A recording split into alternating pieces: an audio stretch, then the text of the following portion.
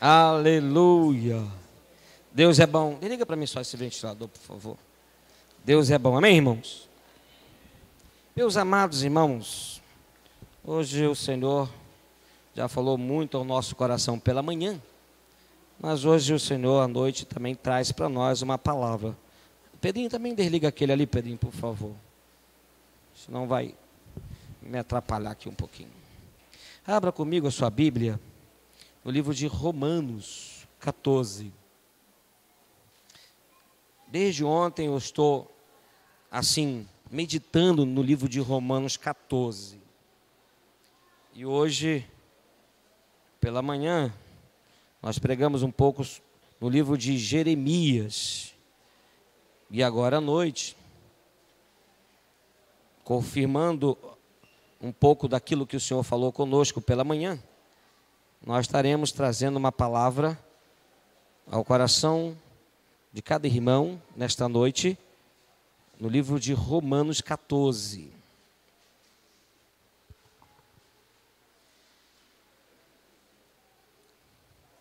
Todos acharam? Amém ou não amém? Ora, quanto ao que está enfermo na fé, recebei-o, não em contendas sobre dúvidas. Porque um crê que tudo se pode comer, e o outro, que é fraco, come legumes. O que come não despreze o que não come, e o que não come não julgue o que come, porque Deus o recebeu por seu. Quem és tu que julgas o servo alheio? Para o seu próprio Senhor ele está em pé ou cai, mas estará firme, porque poderoso é Deus para o firmar. Um faz diferença entre dia e dia, mas outro julga iguais todos os dias.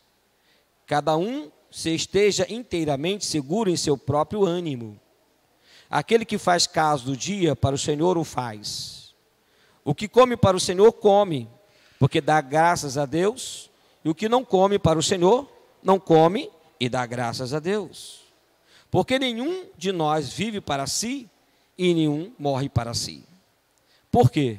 Se vivemos, para o Senhor vivemos. Se morremos, para o Senhor morremos. De sorte que, ou vivamos ou morramos, somos do Senhor. Foi para isto que morreu Cristo e tornou a viver, para ser Senhor tanto dos mortos como dos vivos. Mas tu, por que julgas teu irmão? Ou tu também, porque desprezas o teu irmão?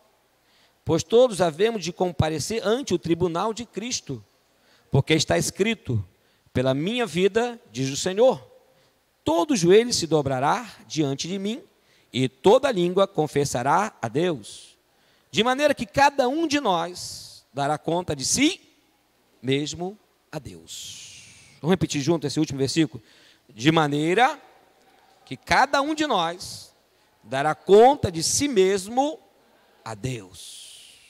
Ocupe a sua mão, coloque a sua mão no coração e vamos orar para que o Senhor possa estar na direção desta palavra. Amém?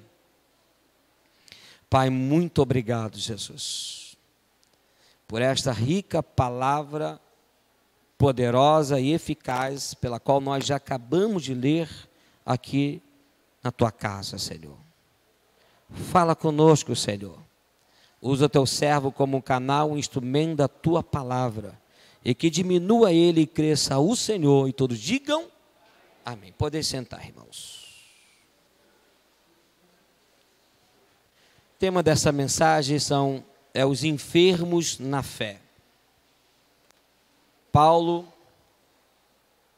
traz esta carta aos Romanos,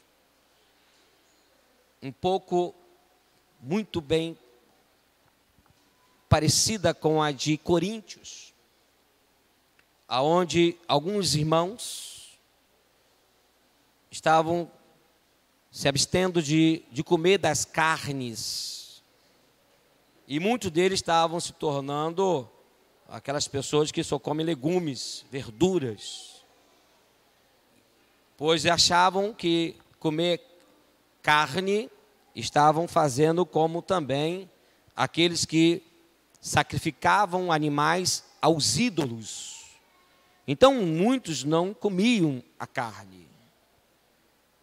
E Paulo, ele traz uma palavra de orientação para aqueles que comiam, que estavam desprezando os que não comiam, e vice-versa. Estava havendo entre os cristãos um impasse, quem está certo, quem está errado, o que é certo, o que é errado. E Paulo, então, ele começa o texto dizendo o seguinte: ora, quanto ao que está enfermo na fé. Aí eu pego essa palavra enfermo. Eu não sei se todos aqui já passaram, já tiveram uma experiência de estar internado em um hospital por uma enfermidade. Mas quem já esteve enfermo e passou alguns dias no hospital, sabe que não é tão fácil você estar deitado em um leito e esperando que o resultado do exame seja um resultado positivo e que logo chega um enfermeiro ou o médico e diga para você: olha, não tem nada, você já pode ir para casa. Mas enquanto não chega aquela notícia, você pode voltar para casa, você fica com uma preocupação enorme dentro de você. O que eu tenho? Será que isso é grave? O que vai dar nos exames? E aquelas horas são horas intermináveis. E para quem passa mais de um dia no hospital, torna-se mais preocupante ainda. Por que eu não me liberaram? Não me disseram a verdade? Tem alguma coisa que eu não estou sabendo? Então isso torna a pessoa muito angustiada. E Paulo, ele traz esse texto dizendo essa palavra interessante: quanto ao que está enfermo na fé. Fé, existe a pessoa que pode dizer: pastor, eu tenho fé. E Paulo diz: a sua fé está enferma. Como pode alguém dizer que a minha fé está enferma? Porque fé é coisa pessoal. Eu não posso dizer que a minha fé é maior do que a sua, e nem a sua é maior do que a minha. Não existe um termômetro que vai dizer que o pastor tem mais fé do que você, e que você tem mais fé do que o pastor, e que você tem mais fé do que o seu irmão da direita, da esquerda. Não existe um termômetro que vai poder dizer isso de nós. Mas existe princípios que vão identificar se realmente eu estou enfermo na fé ou não. E algum desses princípios eu quero compartilhar com os irmãos nesta noite. Princípios pelos quais eu vivi, ainda em uma história de minha vida cristã, em um período da minha vida eu estive um enfermo na fé. A enfermidade é quando você, identifica a sua dor, a sua doença. A fé também pode estar enferma, como o corpo pode estar enfermo. Como eu posso ter uma dor de cabeça e eu preciso de um analgésico. Como eu tenho talvez uma dor no estômago, eu tenho que fazer um exame, talvez há uma bactéria, eu tenho que tomar uns remédios, um antibiótico, eu tenho que curar aquela enfermidade, e os médicos vão me passar alguns exames, alguns remédios, e eu vou ter que seguir aquilo para que eu possa estar melhor no meu corpo. Mas como você pode tratar a sua fé? Pergunto para o seu irmão: você já tratou da sua fé algum dia? Pastor, que isso, tratar da fé? Eu nunca vi falar disso, tratar da fé. A gente trata de muitas coisas. A gente trata da vida espiritual, a gente trata da vida financeira, da vida emocional, mas muitas das vezes nós esquecemos de tratar da nossa própria fé. E aí passamos a estar doentes, enfermos na fé. Eu tive um momento da minha vida assim. E eu quero comparar um desses momentos da minha vida no livro de Jeremias 35. Abra comigo a sua Bíblia no livro de Jeremias 35.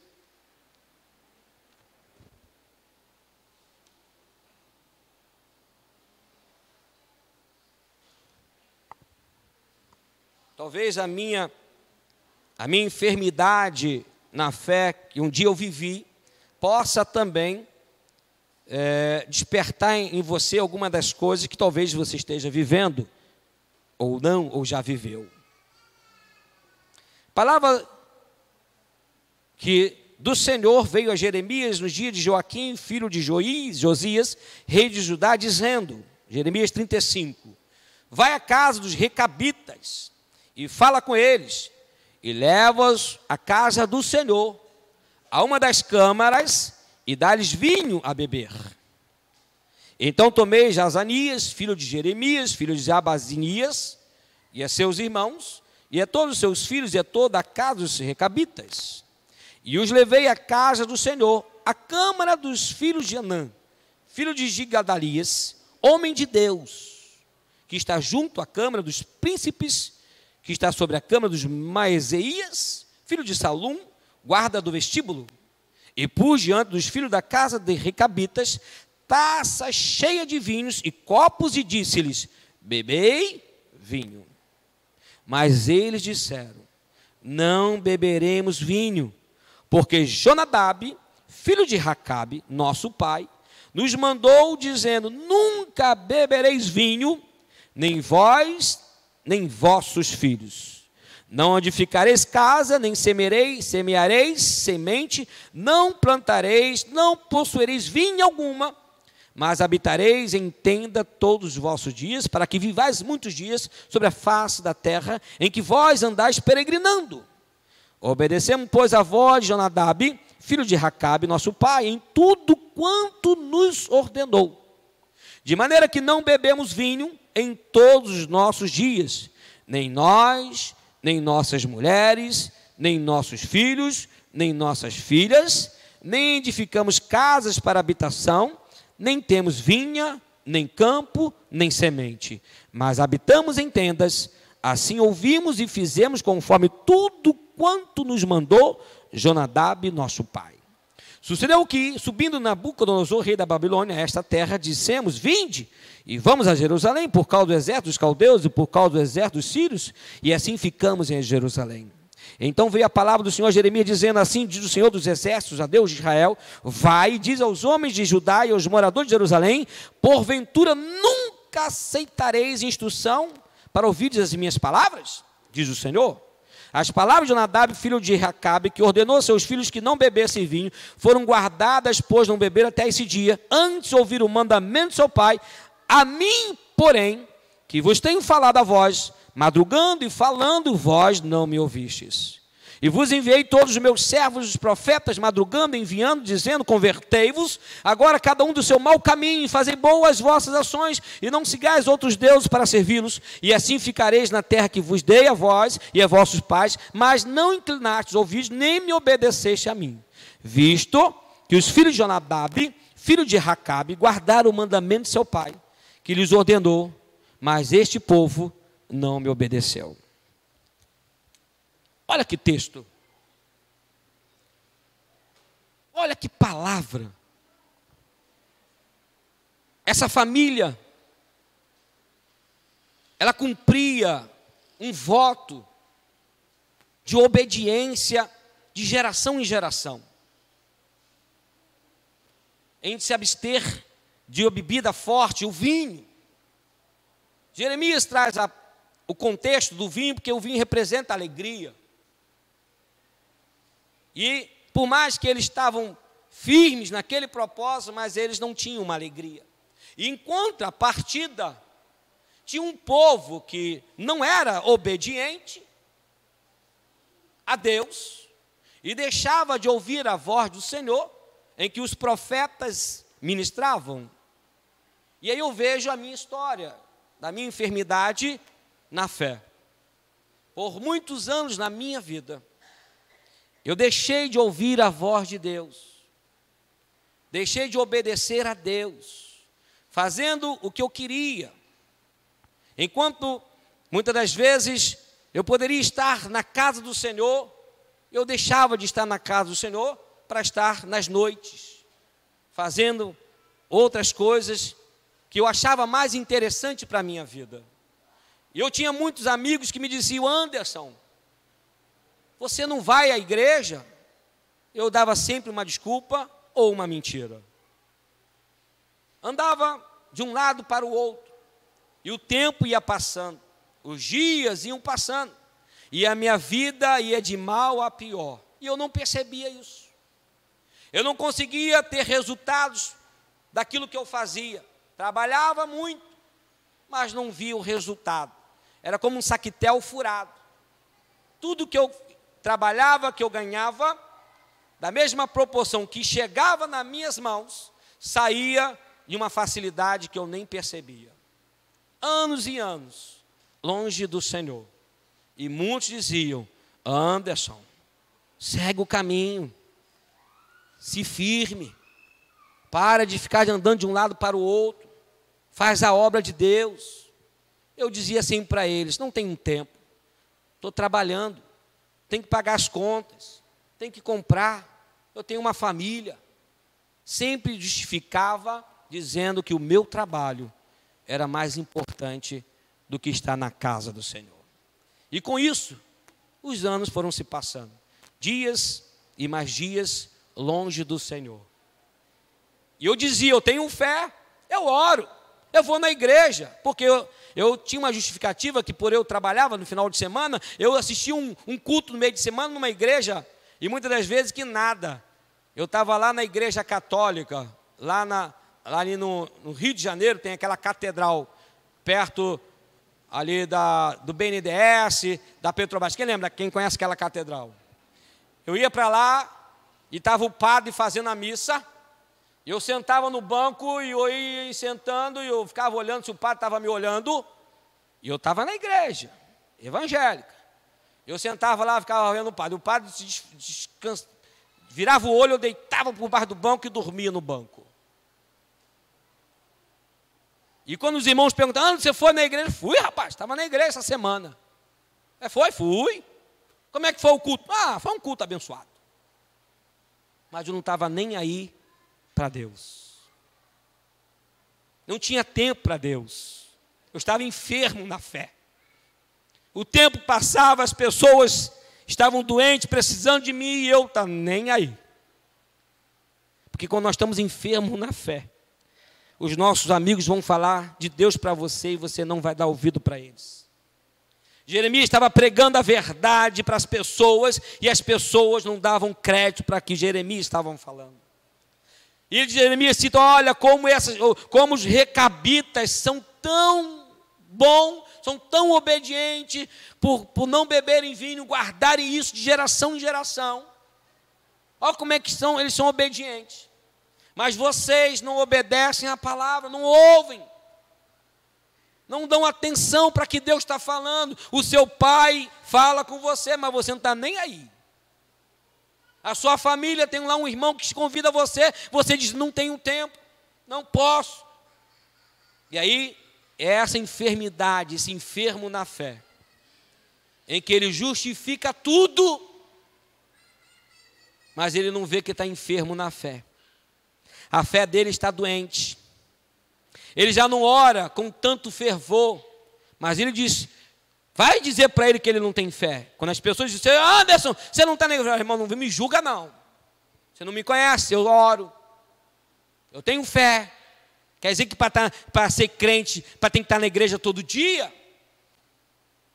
E Paulo mesmo disse: os enfermos da fé, tenham paciência com ele. E eu tinha uma pessoa que tinha muita paciência comigo. Ele disse: Anderson, eu estou orando por você. Eu continuarei orando por você. Vai que um dia você ouve a voz de Deus. E eu falo: não tenho tempo.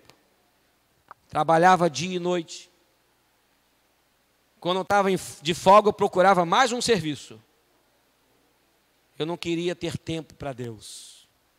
Isso é uma enfermidade. Eu estava enfermo na fé.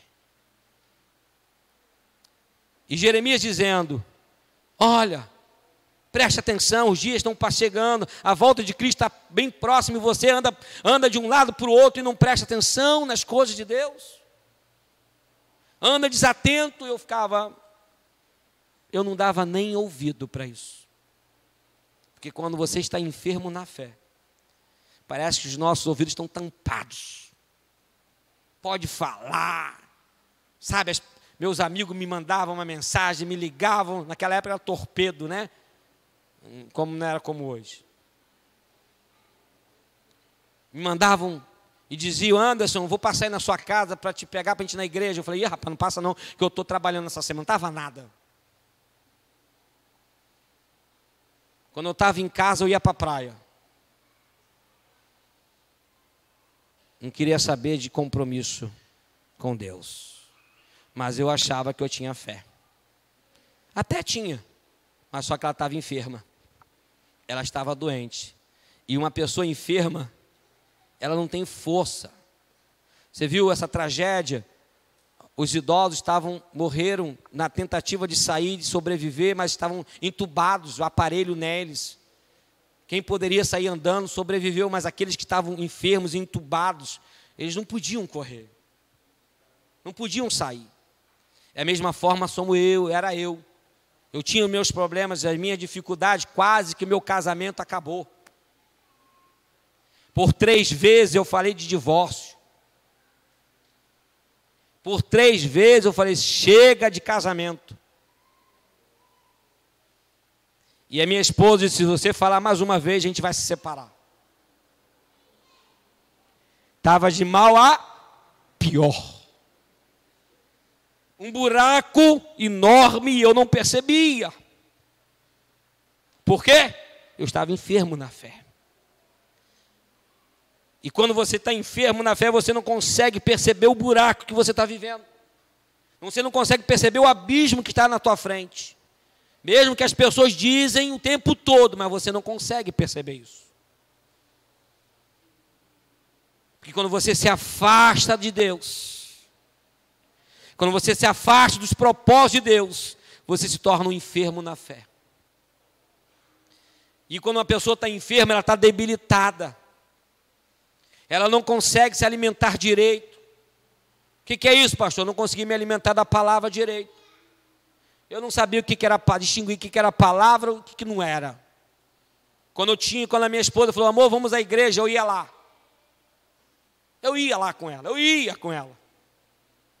Pastor, aconteceu-se um período na tua vida? Claro que aconteceu. Eu estive enfermo na fé uma vez. E aí eu chegava na igreja e saía mais frio do que eu entrava. Porque quando você está enfermo, a palavra não entra no coração. Porque você fica entediado. Sabe? Parece que o culto não está bom. Sabe aquela coisa que está remoendo por dentro, está enjoado quando você come alguma coisa? Imagina um enfermo, quando o médico chega com aquela papa, aquela comida, e você diz: não, não quero não. E quando come, dá um enjoo por dentro.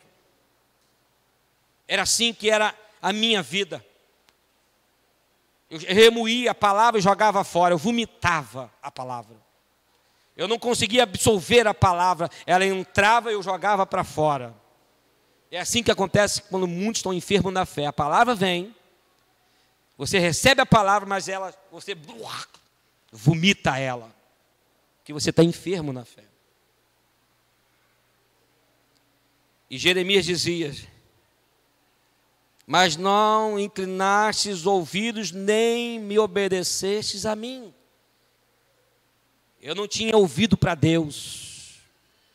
Os meus olhos não eram de Deus.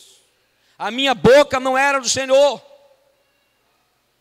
Aí comecei a fazer as coisas erradas.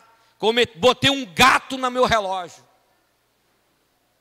Porque um abismo leva a outro. E eu dizia para minha esposa assim: um verão de 40 graus, amor. E você ainda quer dormir no calor? Contratei uma pessoa para botar um gato na minha casa. Um aparelho instalado lá na parede escondida, dentro do quarto, debaixo da cama. E ela dizia: amor, está errado. Deus não se agrada disso. Eu fiquei: epa, não fala de Deus comigo. Porque na hora de dormir no ar-condicionado, você dorme. Enfermo na fé. Que quando você está enfermo, o inimigo vai entrando sutilmente na sua vida. Você passa de fazer as coisas certas que Deus te disse para você fazer. e você passa a fazer as coisas erradas. Passa a ser conivente com o pecado.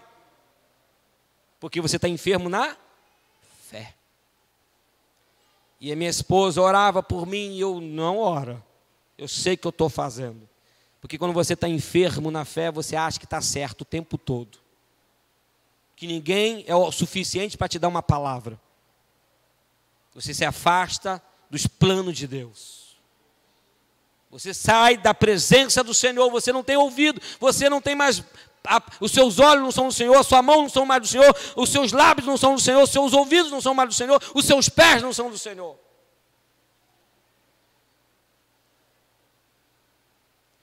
E um dia, eu comecei a fazer mais coisas erradas. Trabalhava no restaurante e a gente tinha que pegar 3 ônibus. E o meu amigo falou assim, antes vamos resolver esse problema. Eu falei, vamos resolver, vamos resolver. É muito dinheiro que a gente paga de passagem. Vou comprar uma roupa de leão. Falei, que é esse negócio de leão é esse aí? O leão é a roupa de motorista. Ah, motorista? A gente vai comprar uma roupa de leão. Era o nome que se dava para motorista de ônibus, né? E nós vamos falsificar um crachá do Inmetro. Me tornei um falsificador. E minha esposa, amor, está errado, amor. Isso não é de Deus. E eu, doente na fé, enfermo na fé, falei, vamos. Peguei a roupa, comprei a roupa de motorista de um ônibus, falsificamos um crachá e passava um ônibus e fazia assim, ó. Abri a porta.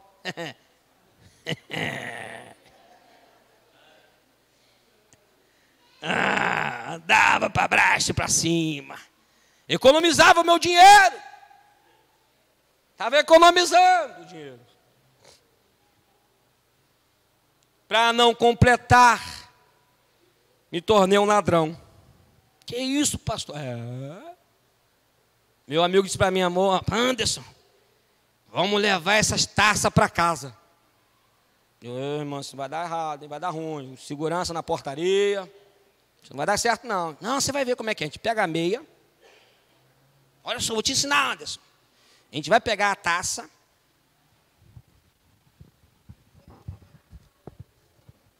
E vamos sair. Aí ele pegou a taça, botou no pé. O cara revistou. Todo dia, ele levava uma taça para casa. Ele falou, está vendo? Vamos levar o talher.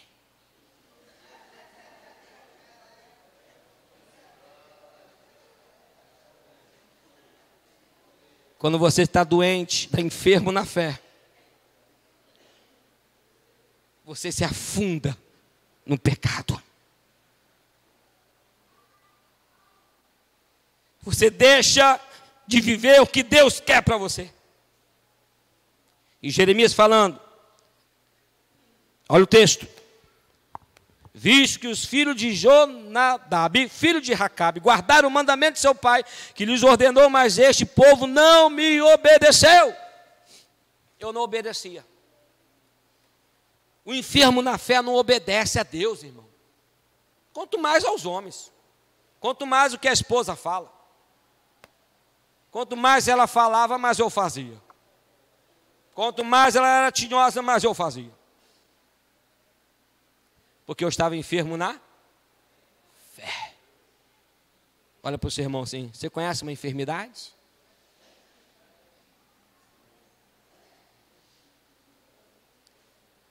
Abra comigo a sua Bíblia. O livro de Filipenses 2, 25.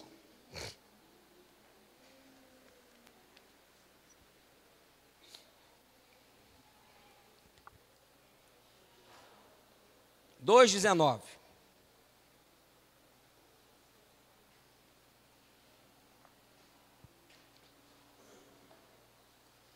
E espero no Senhor Jesus, que em breve vos mandarei Timóteo, para que também eu esteja de bom ânimo, sabendo dos vossos negócios.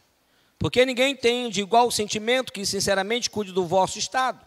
Porque todos buscam o que é seu e não o que é de Cristo. Assim era eu. Mas bem sabeis qual é a sua experiência, que serviu comigo no Evangelho como filho do Pai. De sorte que espero enviá-lo a vós logo, que tenha provido aos meus negócios. Mas confio no Senhor que também eu mesmo em breve irei ter convosco. Julguei, contudo, necessário mandar-vos Epafrodito, meu irmão e cooperador e companheiro nos combates, e vosso enviado para prover as minhas necessidades.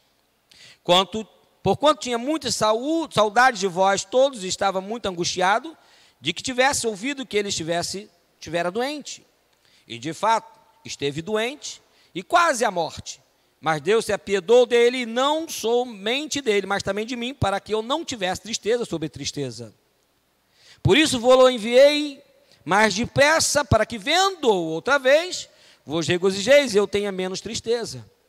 Recebei-o, pois, no Senhor com todo gozo e tende-o em honra, porque pela obra de Cristo chegou até bem próximo da morte, não fazendo caso da vida, para suprir para comigo a falta do vosso serviço. Era a minha enfermidade. A minha enfermidade era como essa igreja de os filipenses. As pessoas chegavam para mim e diziam: Anderson, você pode nos ajudar com uma oferta? Você pode nos ajudar em algum... vai ter um mutirão? Eu falei: não tenho tempo não. Não dá, não posso. Eu nunca estava disponível para ajudar. Eu sempre dizia que eu não tinha como. Tem pessoas mais a todo que eu. Chamam os jovens que não fazem nada, não trabalham. Por que eu tenho que fazer? Eu trabalho dia e noite. Chego em casa, tal hora, estou cansado, por que você está me chamando? Não tem tempo não. E muitas das vezes nós olhamos uma irmã como Epafrodito, a Zuleika como Epafrodito, que vem para a igreja com o pé todo engessado, subindo os degraus da igreja, arrastando o pé. Hoje de manhã, por exemplo, o nosso diácono Ricardo está trabalhando em Angra dos Reis, e ele disse: essa semana eu não vou poder estar convosco. E a missionária Zuleika, ela recebeu essa notícia, e ela teve que vir cedo para abrir a igreja hoje de manhã, e com o pé todo enfaixado. Chegou um pouco tarde, e os irmãos preocupados: cadê, quem é, quem não é? Chega ela arrastando o pé. É essa mesma igreja de Filipenses que Paulo envia Epafrodita, enfermo, quase morrendo. Enquanto quem estava na igreja saudável, em casa, assim era eu. Estava nem aí, nem me importava se alguém estava doente, se alguém tinha, se alguém não tinha. Eu estava enfermo na fé. Eu não tinha esse olhar. Eu não percebia o outro. Eu estava sempre, como o texto mesmo disse, porque todos buscam o que é seu e não o que é de Cristo. Eu estava buscando o que era meu e não o que era de Cristo. Eu não tinha um olhar para os que serviam a Jesus Cristo. Me afastei do propósito de Deus. E aí então eu, nessas indas e vindas, com gato no meu relógio, e entrando no ônibus de lá e para cá, para lá e para cá, e não pagando passagem. E uma dessas vezes, na Avenida Rio Branco, entram dois homens pela porta da frente. E eles entraram e falaram: hoje nós vamos pegar o leão falso. Eu falei: ih, deu ruim. Eu, Jesus Cristo, me perdoa, me perdoa, me perdoa, me perdoa, me perdoa, Senhor, se eu fiz alguma coisa, Senhor, me perdoa. E nós vamos levar para a delegacia. Ih, Jesus Cristo, ai, meu Deus, Senhor, tem misericórdia de mim, eu não vou fazer mais isso, Senhor, me perdoa, dê essa chance para mim, Senhor. E as pernas tremiam. Todos vocês que estão aqui, mostra a carteirinha. Aí, meu colega, fica tranquilo, Anderson, vai dar tudo certo. Vai dar onde? Vai dar certo, rapaz. Nós vamos para a cadeia daqui mesmo. Falsificador. Naquele dia eu vi um negócio preto na vida. eu percebi que aquele dia o negócio ia dar ruim. Foi naquele dia que eu falei: Senhor, tenha misericórdia de mim. Eu estou doente na fé. Eu sou um enfermo na fé. Olha o que eu estou fazendo. E aí, aqueles homens da Polícia Civil, irmão. Quando pegou a minha carteira, eu não sei se eu tremia ou se eu falei: dancei. Dancei. Ele olhou para mim: você é o Anderson? Sim, senhor. Ele olhou e eu senti os olhos de Deus, da misericórdia de Deus. Saí daquela e falei para o meu amigo: a partir de hoje eu não quero nunca mais saber de leão.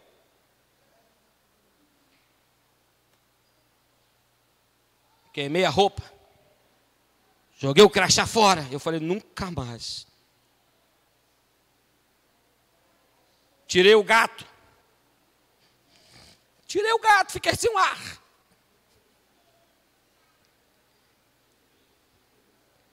Eu aprendi que quanto mais eu estou doente na fé, mais eu sou uma pessoa enferma na fé, o diabo sempre vai se apropriar da minha vida. E ali então eu comecei a entender o propósito de Deus na minha vida. E qual é o seu propósito? Pergunta assim: qual é o seu propósito? Porque o enfermo não tem propósito. O enfermo continua doente e de mal a pior. Mas quando você reconhece a sua enfermidade na fé e abre os seus olhos, você vê o propósito que Deus tem na sua vida e a missão que Ele tem com você. Mas enquanto você continua enfermo na fé, não adianta o pastor pregar 1000 sermões, não adianta um cônjuge falar, não adianta um amigo falar, você continua enfermo, ainda está na enfermaria, doente e mal a pior. Nem você conhece o seu estado. Mas quando você olha para você e diz: Senhor, me cura, me tira dessa. Foi o que eu pedi ao Senhor: Senhor, me cura, me tira dessa. Também, pastor, se você não pedisse, você ia estar preso, né? Com certeza. Eu não era pastor não, irmão. Era simples um obreiro, um irmão. E aí eu conheci o propósito de Deus. Olha para o seu irmão e diga: você conhece o propósito de Deus na sua vida? Abra com um amigo a sua Bíblia, 1 Samuel 22.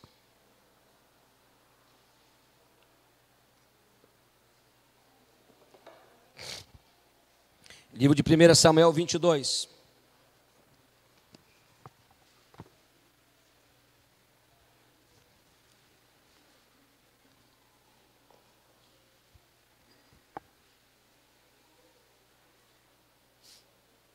Então Davi se retirou dali e se escapou para a caverna de Adulão. E ouviram seus irmãos e toda a casa de seu pai e desceram ali para com ele. E ajuntou-se a ele todo homem que se achava em aperto, e todo homem endividado, e todo homem de espírito desgostoso. E ele se fez chefe deles, e eram como ele uns 400 homens.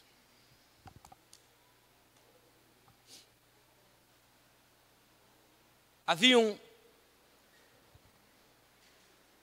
homens que precisavam de Davi, mas não um Davi doente, um enfermo na fé, mas um Davi forte na fé. Porque quando nós encontramos os doentes, os enfermos na fé, como nós, porque esse meu amigo também, ele era um cristão, que me convidou para ser um leão, para roubar com ele, para fazer as coisas erradas. Ele também era um da igreja, mas ele também era tão enfermo como eu. Então, quando você se junta com um enfermo na fé, não sai nada de bom. 400 homens endividados.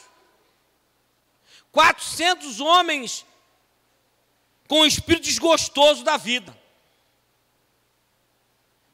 Um mais desgostoso do que o outro. Um mais doente do que o outro. Um pior do que o outro. E quando eles descobriram, tem mais um aí. Quem é? O Davi, está lá na caverna de Adulão. Vamos lá nos juntar com ele.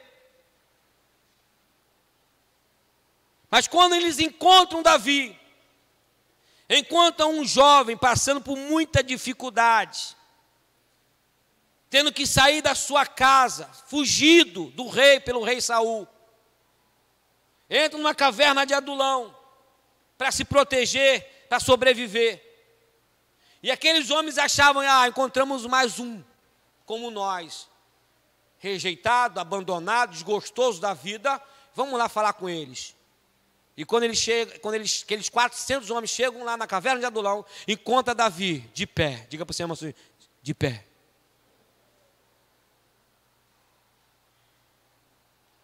Quando você está curado da sua enfermidade, irmão,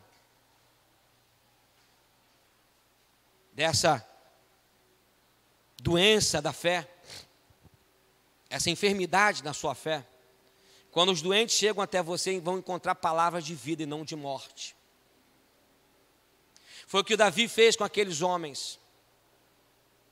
Davi estava sendo perseguido, mas Davi estava dentro de um propósito de Deus para a vida dele. E dessa maneira, quando eu larguei tudo que eu estava fazendo de errado, eu trabalhando na Lagoa Rodrigo de Freitas, no restaurante Mostarda, um dos 5 melhores restaurantes do Rio de Janeiro. E eu passei na Lagoa Rodrigo de Freitas, quando eu cheguei ali na Leopoldina, eu encontrei um monte de pessoas drogadas, viciadas, se prostituindo. E Deus falou comigo assim: agora você já está curado, você agora vai pregar o evangelho para essas pessoas.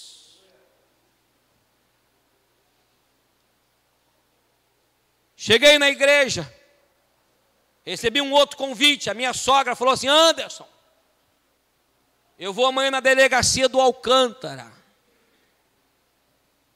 Você quer ir comigo? Deus falou assim: agora você está curado da sua enfermidade na fé. Pode ir lá.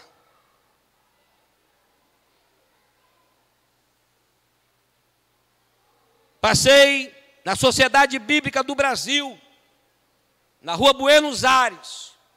Entrei naquela loja e perguntei quanto que é 1000 panfletos. A mulher falou assim: R$8, sei lá, na época.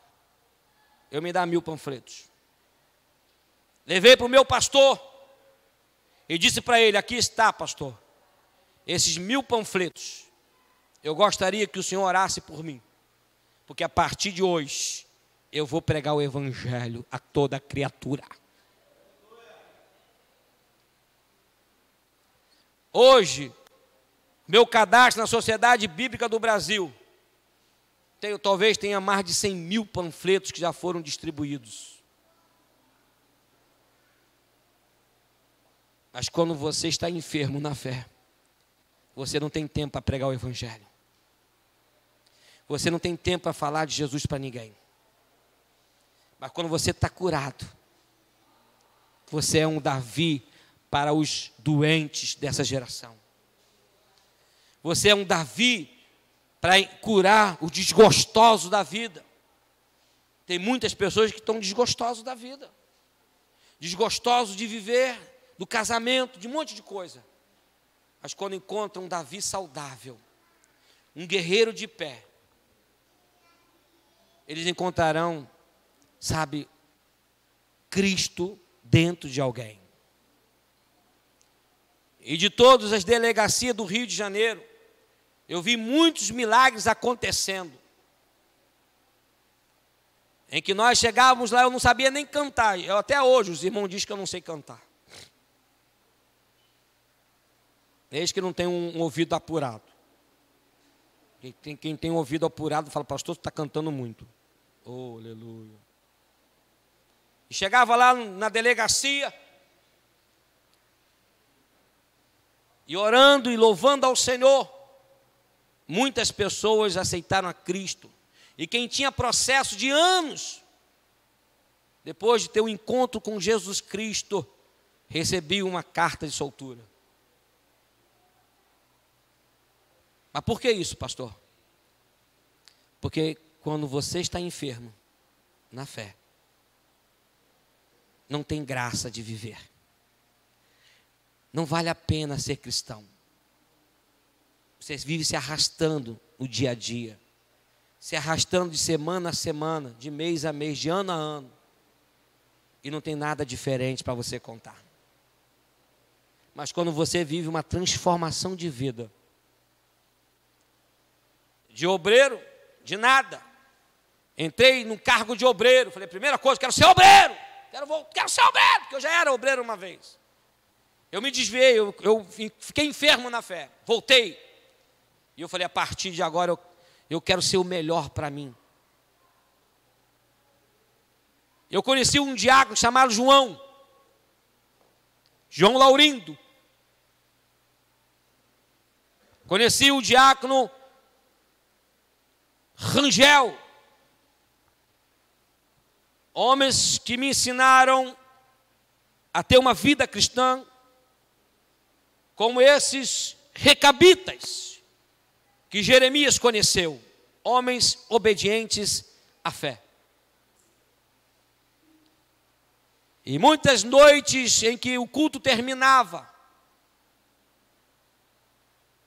todos iam embora, porque depois que o culto acaba, você vai para casa, irmão. Você que é enfermo na fé, vai para casa. E tem aqueles que ficam aqui, talvez uma hora depois que tudo acabou.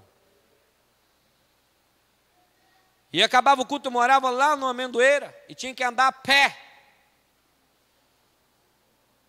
até chegar em casa. 2 horas que o culto acabava, que a igreja era grande, imagina todo mundo ir embora. Aí tinha um diácono que dizia assim, vamos, fecha tudo, porque senão ninguém vai embora. Quando tinha casamento na igreja, nenhum obreiro queria estar na escala de casamento. Porque quem de casamento na igreja, né, antigamente era assim, hoje não, hoje faz festa, casamento num salão.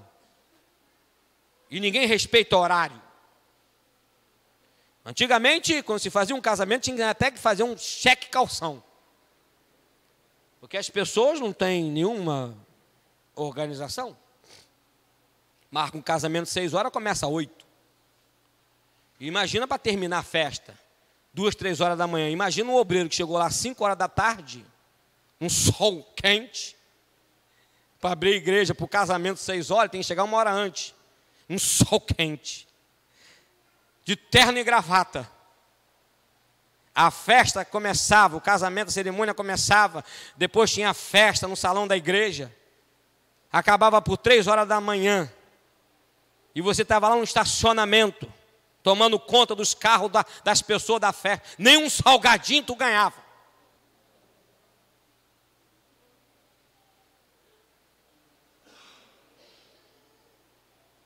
Aí os obreiros falam assim, não me bota nessa escala não, que eu não quero não. Estou fora da escala de casamento. Eu aprendi uma coisa com João Laurindo.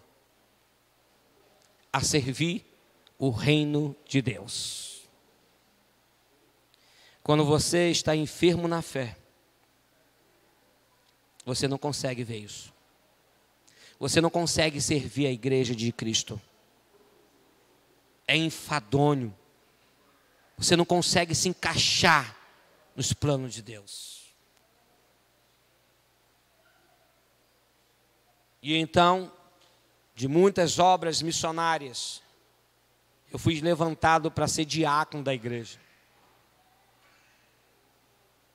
Gente, a nossa comunidade lá, a matriz, o cara só tinha gente do dinheiro, cara. Tinha mais de 2.000 pessoas, empresários batendo cabeça. E eu entrava na igreja com minha bicicletinha amarelinha, de terno e verdinho.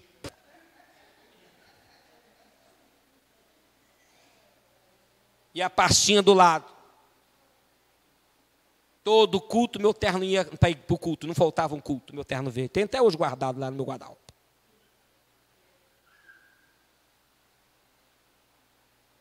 E muitas pessoas que talvez tinham muito mais poder aquisitivo e talvez, sei lá, mais influência como pastor presidente. Mas só que alguém falou assim, ó, é aquele lá. É o Davi dessa geração. Diziam que o pastor nunca ia ordenar um pastor.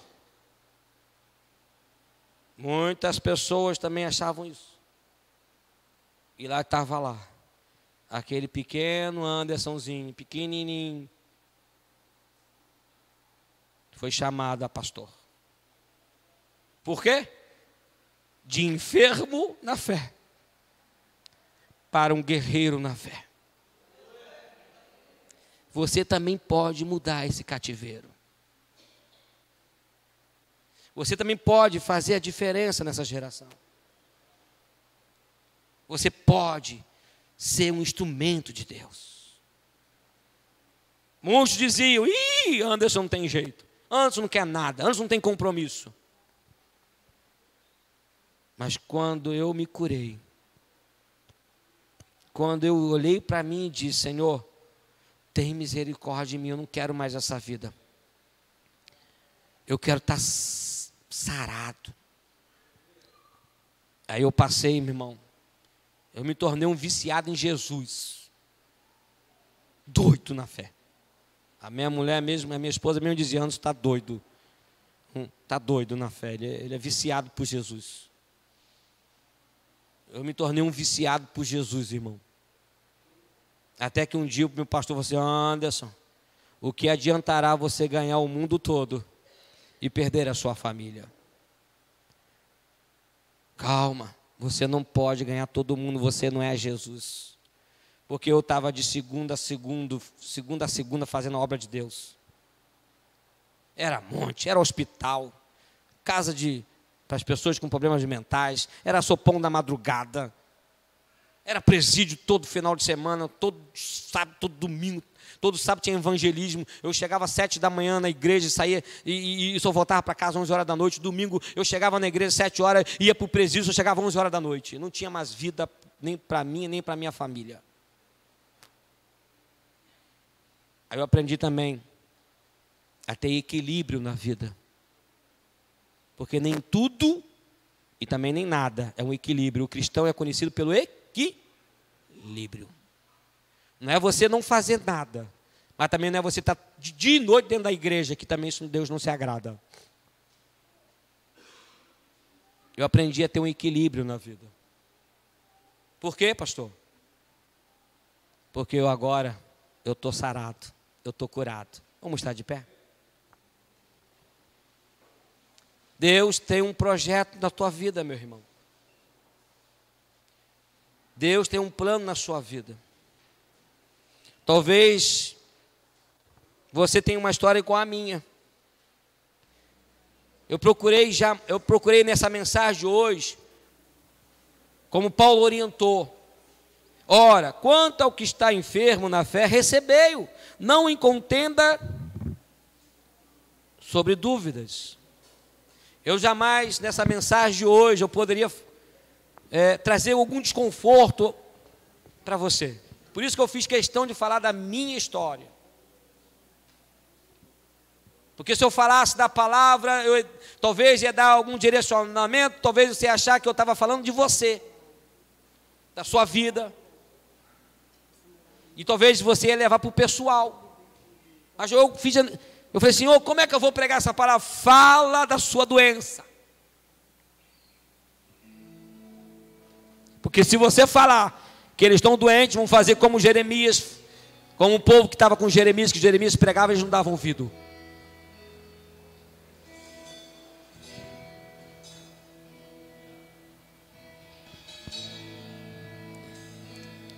Os filipenses podiam ajudar a obra, mas estava mais preocupado com si próprios do que com Cristo. ao ponto de Paulo enviar Epafrodito,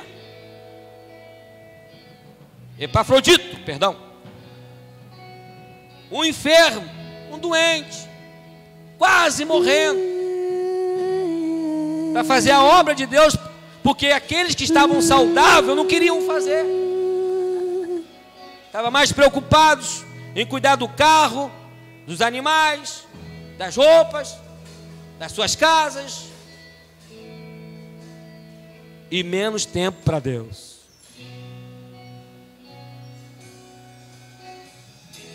Enfermos na fé. Mas Paulo mesmo diz: de maneira que cada um de nós dará conta de si mesmo a Deus. Não julgueis, ele diz: quem és tu que julgas o servo alheio?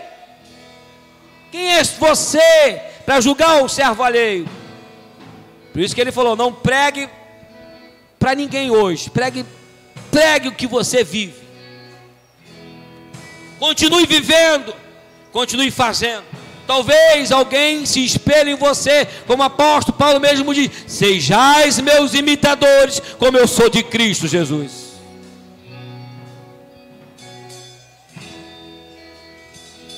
Meu amado, minha amada, que nesta noite essa mensagem possa talvez trazer alguma cura.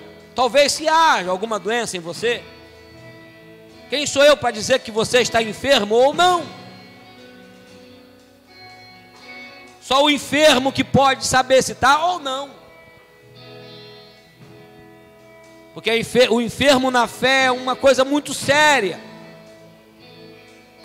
Nós não podemos julgar, mas que talvez essas palavras que eu ministrei nesta noite possa servir de motivação para você. Liberta-me. Talvez você já largou algumas coisas que você fazia para Deus. Talvez você já abandonou muitas coisas que você talvez tinha prazer com Deus. Talvez você chegou aqui nesta igreja nesta noite e está andando de um lado para o outro como um peregrino, sem direção, sem destino, sem rumo. E o Espírito Santo de Deus está falando com você. Liberta-me. Que nós possamos, meus amados, como o apóstolo Paulo mesmo disse aos romanos, porque está escrito: pela minha vida, diz o Senhor, todo joelho se dobrará diante dele, e toda língua confessará a Deus.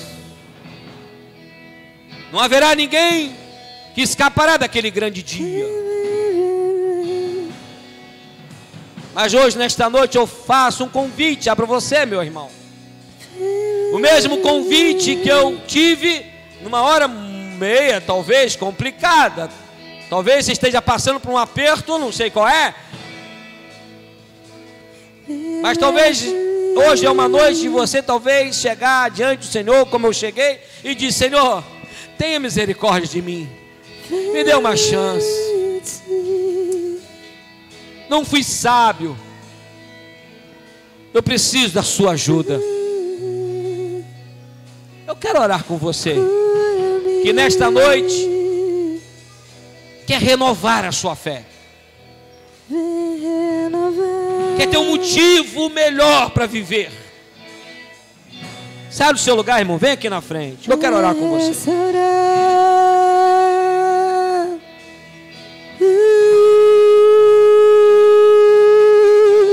Oh, aleluia! Não entendo o meu próprio agir. São muitas coisas que nós fazemos errada na vida quando nós estamos enfermos na fé. O que seria de mim? Mas quando nós reconhecemos isso, irmão, Deus tem o maior prazer de receber você. Deus te recebe de braços abertos. O meu próprio E você diz para Deus: sou um miserável pecador. Eu poderia estar fazendo muito mais, mas eu não faço. Tem misericórdia de mim. Eu preciso da sua ajuda. Tenha compaixão de mim, pois eu estou enfermo na fé, sem esperança, talvez desapontado com alguém. Talvez você chegou aqui, meu irmão, talvez você esteja desapontado com pessoas, talvez até com a própria igreja. Mas eu sei que e o Espírito Santo de Deus está falando conosco nesta noite. Não permita que o passarinho faça um ninho na sua cabeça. Ele pode até pousar, mas ele não vai fazer um ninho. Porque eu permiti que o passarinho fizesse um ninho na minha vida. Por um tempo na minha vida, o passarinho fez um ninho na minha vida. Eu não espantei aquele passarinho. Eu deixei que ele fizesse um ninho na minha vida. Levaram anos para mim poder reverter isso tudo. Mas eu acreditei. Eu tomei posse da chance que Deus me deu. Eu voltei melhor do que antes. Eu tomei posse da palavra de Deus, meu irmão. Eu tomei posse da palavra de Deus. Quando o Senhor me disse que a glória da segunda casa será maior do que a primeira. Eu tomei posse daquela palavra no livro de Ageu, meu irmão. Quando o pastor pregou no culto e disse: meu filho, Deus te chama e manda te dizer que a glória da segunda casa será maior do que a primeira. Sabe o que eu entendi, meu irmão? Quando Deus falou comigo que a glória da segunda casa seria maior do que a primeira, eu olhei para trás e vi o estrago que eu tinha feito na minha vida. Mas eu olhei para frente e vi o melhor de Deus para a minha vida. É dessa mesma forma que o Senhor está olhando para mim e para você neste lugar. O passado, a frieza, a enfermidade espiritual da tua vida é como um trampolim para o teu sucesso. E não existe bem nenhum em mim. É um trampolim para o teu sucesso. O pecado. É esse lugar que Deus quer levar você. Eu sei que no tocante ao é você sair daqui melhor do como você entrou. Tenho prazer na tua lei. É você acreditar no impossível de Deus na tua vida. Então liberta-me de mim. Eu quero ser a sua casa. Se você estiver aqui, eu sei, eu venço o pecado. Então enche-me de ti, até que não haja mais espaço. Pois quando estou em tua presença, o meu viver é transformado. Então liberta-me de mim. Eu quero ser a tua casa. Se você estiver aqui, eu sei, eu venço o pecado. Então enche-me de ti, até que não haja mais espaço.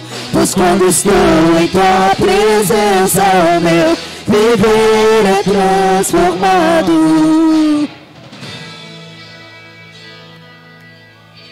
Coloque a mão no teu coração onde você está. Senhor, meu Deus e meu Pai, assim como Davi, quando encontrou aqueles 400 homens desacreditados, desmotivados, Davi olhou para aqueles homens e viu o que eles não viam neles. Davi Ele inspira naqueles homens um ar de esperança, de alegria, de força e refrigério. E aqueles homens se tornam a tropa de elite de Israel, os valentes de Davi, homens temidos pelos exércitos inimigos. Quando os inimigos enfrentavam o exército de Israel, e quando se deparavam com os soldados de Davi, os valentes de Davi, eles conheceram Sabá, que agarrado a sua espada num campo de lentilhas, guerreava contra o inimigo, derrotava os inimigos com a espada, estava agarrada às suas mãos. Não tinha medo de entrar no terreno do inimigo, para tão somente pegar um copo de água para dar para o rei beber. Mas antes eram pessoas desmotivadas, fracas, enfermas na fé, mas encontraram Cristo. É como você, meu irmão, hoje você encontrou Jesus Cristo na tua vida. Um Cristo que dá a vida por nós, um Cristo que se entregou na cruz por mim e por você. É o Jesus Cristo que diga: eu estou à frente, você não está sozinho. É o mesmo Jesus Cristo de ontem, o de hoje e o de eternamente. Ele não mudou, Ele é o Alfa e Ele é o Ômega, o início e o fim de todas as coisas. Porque operando Deus, meu irmão, minha irmã, quem impedirá? E se Deus é por nós, quem será contra nós? Mas nesta noite eu quero conhecer você, que chegou aqui assim, talvez com a fé, sabe, como o texto que nós pregamos aqui, sem fé, talvez distante de Deus, e que você nesta noite ouviu essa palavra e quer voltar para os braços do Pai. Ou talvez você esteja aqui e ainda não teve um encontro com Ele, e que nesta noite você quer nesta noite dizer assim: Senhor, eu estou aqui, eu quero te abraçar. Tem alguém aqui nesta noite que quer ter esse encontro com Jesus? Levante a sua mão onde você estiver, faça um sinal. Faça um sinal com a sua mão. Tem alguém aqui nesta noite que quer ter esse encontro com Jesus Cristo? Quer entregar a sua vida para Ele? Será que todos que estão aqui somos cristãos? Se somos todos cristãos, glória a Deus. Mas se há entre nós alguém que ainda não está em Cristo Jesus, não deixe passar esta oportunidade. Não deixe para amanhã o que você pode fazer hoje, porque ninguém sabe o dia e nem a hora que Ele voltará. Talvez hoje seja o último dia em que nós vamos estar nos reunindo para um culto de consagração, de adoração a Ele, pois daqui a pouco, como num piscar de olhos, Ele pode voltar. E aí, eu perdi a oportunidade, deixei passar, e a igreja será arrebatada, e talvez você vai ficar. Tem alguém aqui nesta noite que quer entregar sua vida para Cristo? Se todos nós estamos em Cristo Jesus, feche seus olhos e cante mais uma vez esta canção. Vamos adorar mais uma vez esse louvor. Não entendo o meu próprio agir,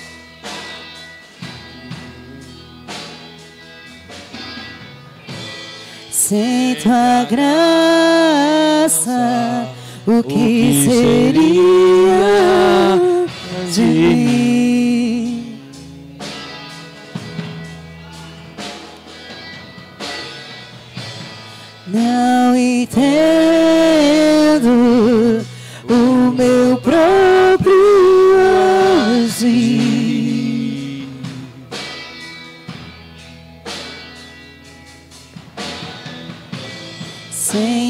graça, o que seria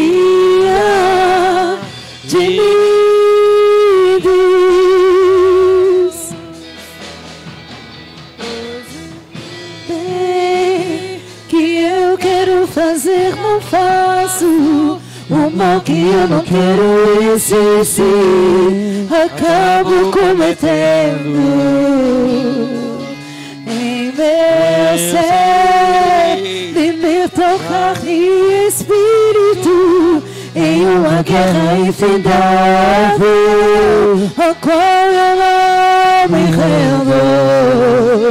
Pois meu corpo já foi vencido como escravo, e não existe bem nenhum em mim, apenas o pecado. Mas eu sei que no tocante ao meu interior tenho prazer na tua lei. Tu és o meu amado, então liberta-me de mim. Eu quero ser a sua casa. Se você estiver aqui, eu sei, eu venço o pecado. Então enche-me de ti, até que não haja mais espaço. Pois quando estou em tua presença, o meu viver é transformado. Então liberta-me de mim. Eu quero ser a tua casa. Se você estiver aqui, eu sei, eu venço o pecado. Então enche-me de ti, até que não haja mais espaço. Pois quando estou em tua presença, o meu viver é transformado. Aleluia! Meu irmão,